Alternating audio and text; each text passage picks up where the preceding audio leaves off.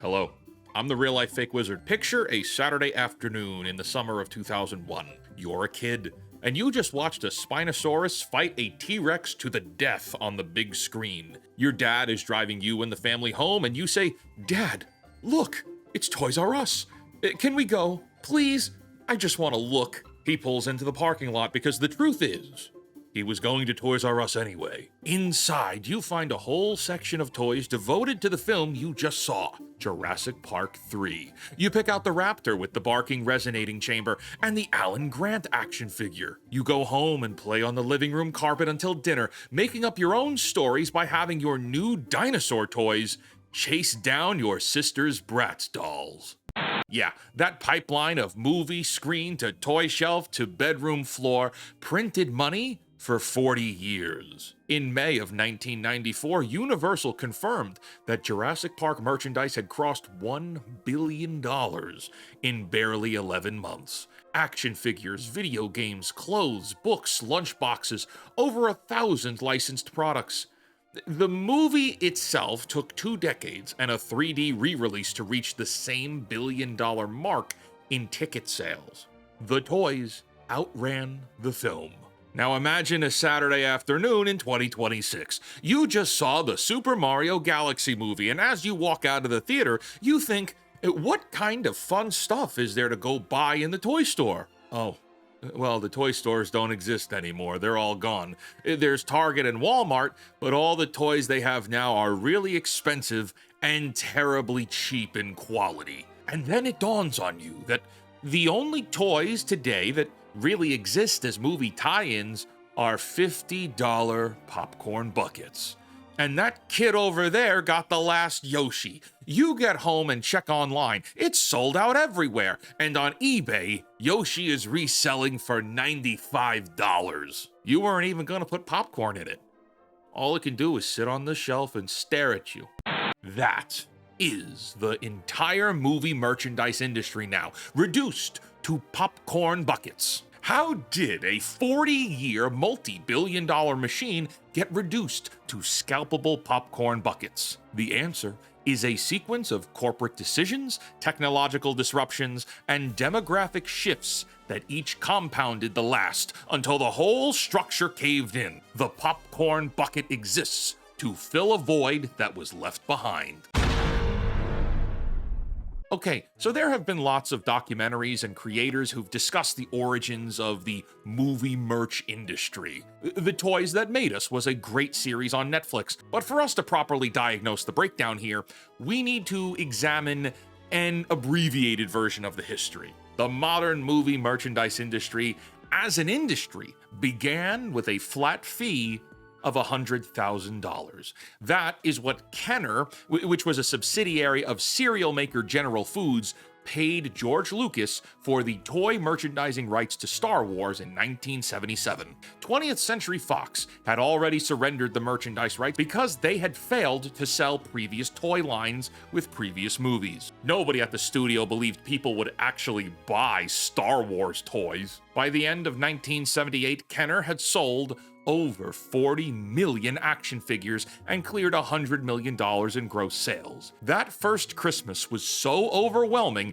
that Kenner famously sold an empty box, which was an IOU promising kids that their action figures would arrive at some point in the spring. Over the next 35 years, Star Wars toys alone generated $12 billion in revenue, and the entire franchise has produced an estimated $29 billion in merchandise sales. The toys have generated roughly twice what the movies have. And so with it, George Lucas built a formula for the rest of the movie industry to follow. Every major film would ship a parallel retail campaign, turning characters into plastic and plastic into profit. And that brings us to the golden age. Tim Burton's Batman arrived in the summer of 1989, and the bat signal was everywhere. T-shirts, cereal boxes, Taco Bell cups, pinball machines, piggy banks, a Prince soundtrack album, toy cars, and lots of action figures. The merchandise cleared over $500 million,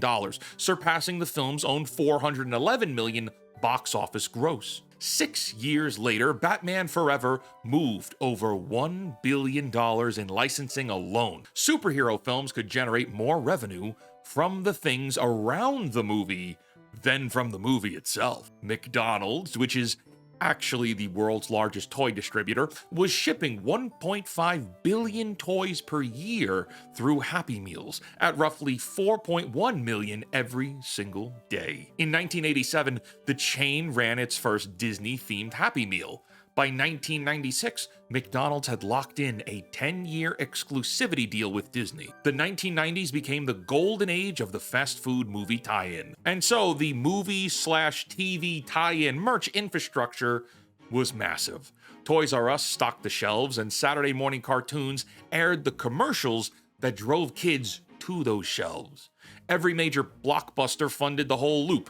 The Lion King hit $1 billion in merchandise sales before the film left theaters. Pixar's Cars earned a modest $462 million at the box office, but it generated $8 billion in merchandise sales in 5 years. Guys, that's why we got so many Cars movies. People were buying all the toys. The movies and TV shows needed to be good on their own, but they also needed to serve as commercials for the toys. And this loop sustained for decades. But then the dark times arrived. The movie merch machine was built on 5 pillars. 1 was children who wanted toys. 2 were the stores dedicated to selling them. 3rd, a theatrical window long enough to keep films culturally relevant. 4, toy manufacturers willing to gamble millions of dollars on inventory. And 5, the media ecosystem to keep the machine alive. For this ecosystem, we're talking about Saturday morning cartoons, rental stores, DVD and Blu-ray home purchases, and physically going to a movie theater. It was a combination of all of these things to keep the ecosystem alive. Between roughly 2010 and traceably 2023, every single one of those pillars has collapsed. Number 1, the kids left. Kids stopped wanting physical toys. The youngest consumer segment in the toy industry has been in decline for over a decade, driven by, get a load of this, shrinking birth rates. Number 1, there's statistically less kids, but also number 2, kids encounter screens now before they encounter action figures. Research consistently shows that higher screen time displaces traditional physical play. Parents describe that their children care more about Roblox, Minecraft, Fortnite, and YouTube content now. Gone are the days of wanting physical action figures. Today, kids want digital experiences that expensive and also cheap quality toys just don't compete with.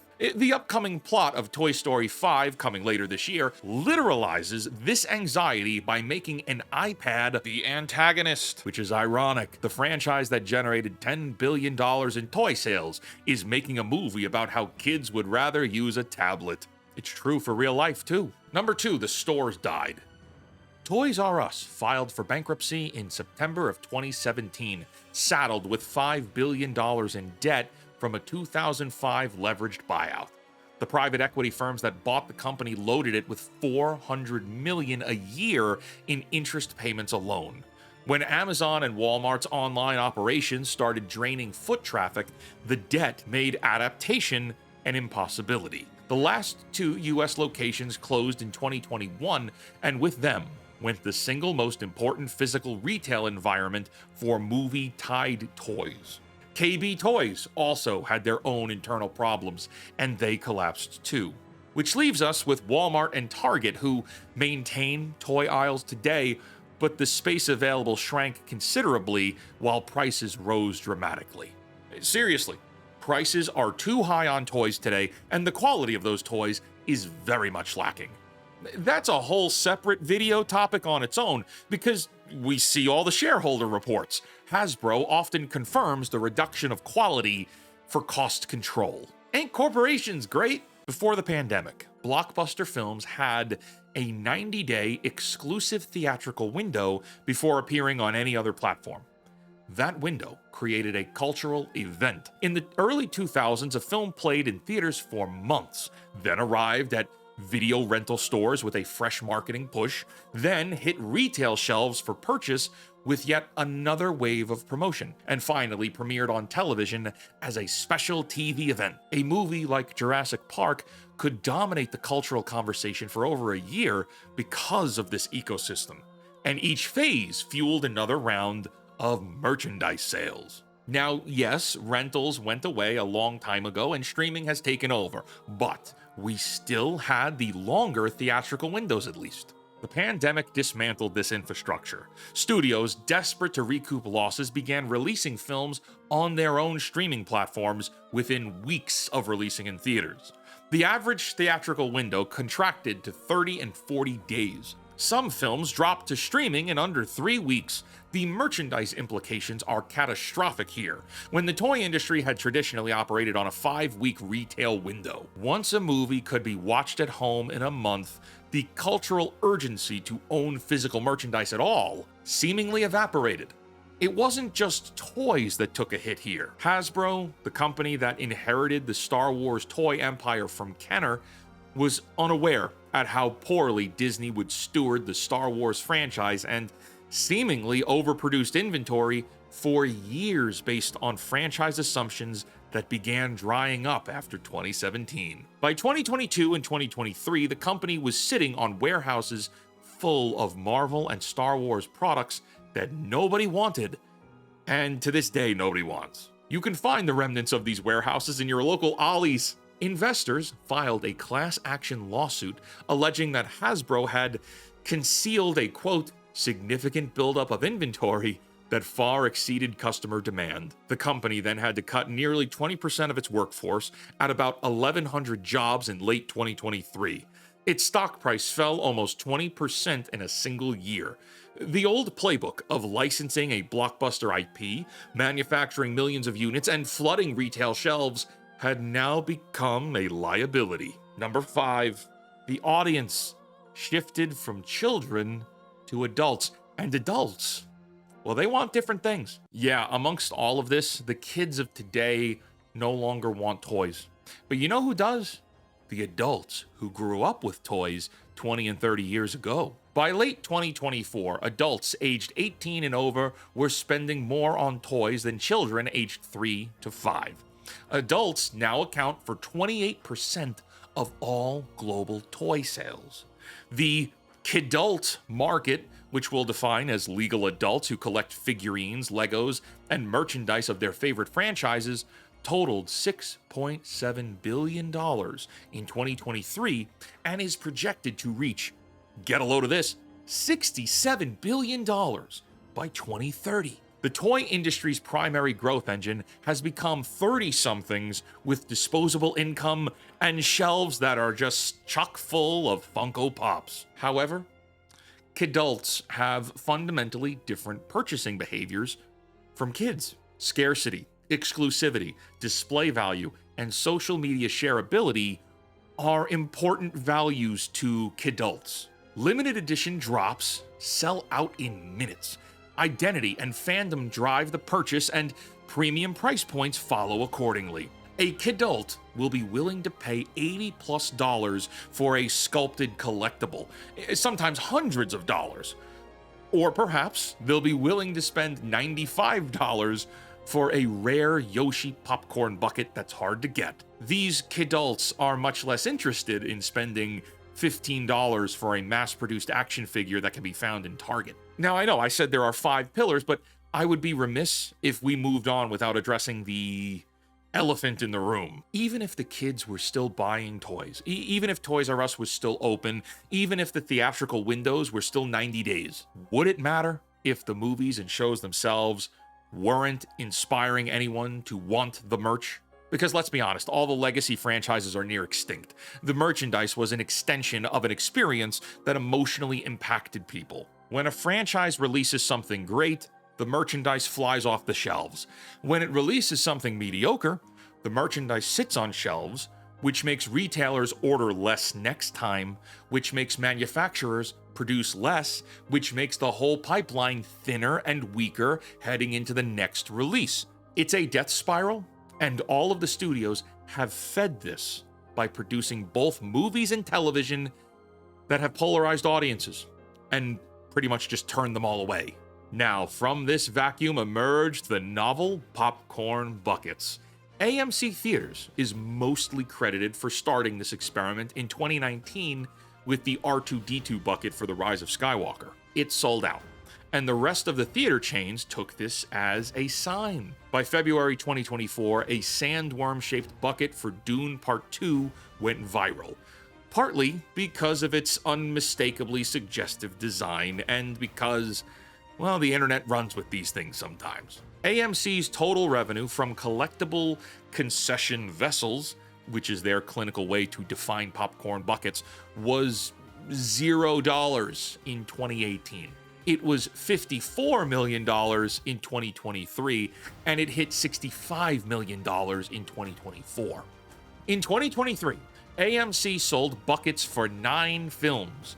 In 2026, this year, the chain plans to sell them for over 40 movies. For the Super Mario Galaxy movie, AMC ordered over 500,000 units and sold 2/3 of them in 3 days. That's a lot of Yoshis. The Dune popcorn bucket originally sold for $24.99, and it was reselling on eBay for $300 to $800 after the movie had premiered. And so, the designs have escalated into full-scale toys. Later this year, we're going to see multiple Castle Grayskull buckets for the Masters of the Universe film. And of course, the Power Sword Cup, which, personally, I will be buying myself. With Mandalorian and Grogu, we see a cacophony of different vessels, all priced between $40 and $80. In 2025, there was a Galactus bucket tied in with the Fantastic Four, and it cost $80. Yeah, these are the toys of today, and they're located directly at the place where you need to visit to see a movie. It kind of makes you think this is where toys should have been located all those years ago. Things might have turned out differently. Adults with money are the customers now, purchasing on impulse at a premium price point inside the theater itself, eliminating the collapsed Toys R Us middleman entirely. Meanwhile, the product's own absurdity, like a sandworm you stick your hand inside or a Wolverine head with a textured tongue, all generates free social media coverage that's worth millions of dollars. And these movie theaters generate scarcity by aiming to sell out each run during the film's first weekend. It's all part of the plan, and while it's silly and we like some of these popcorn buckets, there is something darkly funny about the trajectory that's taken place here. George Lucas negotiated the most lucrative deal in Hollywood history by securing merchandise rights that the studio thought were worthless. Kenner turned a $100,000 licensing fee into $12 billion. And today, well, AMC considers $65 million in popcorn bucket revenue a banner year. That is 0.8% of what Star Wars merchandise generated in a single year. The popcorn bucket is all that has survived corporations that have stripped away everything else. It is the last standing toy. Until next time, create, innovate, inspire others to do so as well, and cancel Disney Plus. And comment down below, what was your favorite popcorn bucket of the last few years? I like the Helm Hammer Hand Hammer. I also am a sucker for Yoshi, and I didn't spend $95 to get it. I kicked this guy in the shins and took it from him. Okay, goodbye.